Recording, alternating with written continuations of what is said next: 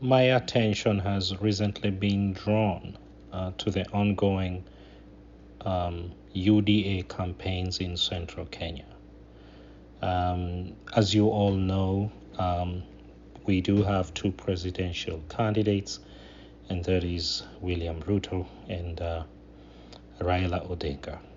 And while Raila Odinga happens to be a Luo, the Kikuyus and the Luos have had their own traditional differences dating back to the pre-colonial era. And what used to happen is that we had the Kavirondos and the Gamas, and there were some epithets developed by the colonial regime to make sure that those two groups do not get along. And so they could talk of Luos, Kavirondos being people who eat ugali and fish, and then the Kikuyus as people who eat githeri.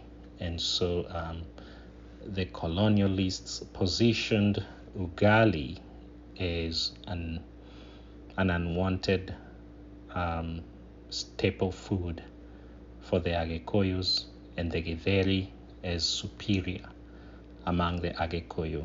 And then they didn't bother talk about ugali and fish being superior, but they made the Agikoyu think that githeri is superior.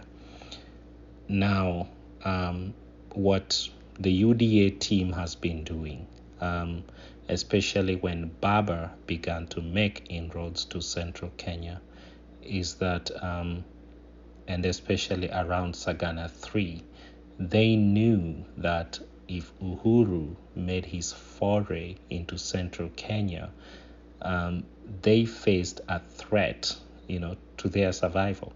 And as soon as Uhuru made his Sagana 3 declaration, they resorted to a campaign in which they maximized, they optimized, and politicized the traditional differences between the Agikoyu and the Luos. And so they, instead of talking about issues, talking about wheelbarrows and stuff like that, they reorganized their manifesto to be only about talking about 4 things. Thing 1, circumcision. Thing 2, ugali. Thing 3, fish. And lastly, the thing 4, which is their pet subject, wheelbarrow. So 3 things: circumcision, ugali, fish, and wheelbarrows. I am concerned about this, because as a person who is married into the community, I'll always be concerned about things that seek to divide the Luos and the Kikuyus. And also Kikuyus being the most economically vibrant ethnic community, and also very politically active, trying to work with the other side that is very politically active, also the Luo, I think is a good thing for the nation. And so for somebody, rather than sell his agenda to the community and instead resorting to collapsing the aspirations, the whims, the desires, the dreams of the folks of central Kenya into just 4 items, namely circumcision, ugali, fish, and wheelbarrows, is, in my opinion, not only disingenuous, but also an existential threat to the coexistence among the diversity of this country. It is a national security threat. And so I don't really wish to get into greater details about the type of campaign that UDA is advancing, but I am really concerned, and they ought to stop it, and stop it forthwith. If they want to win the election, they got to do it in a just way, in a way that eventually leaves them with a country to lead rather than a country to try and pick the pieces together, rather than end up with a country in chaos.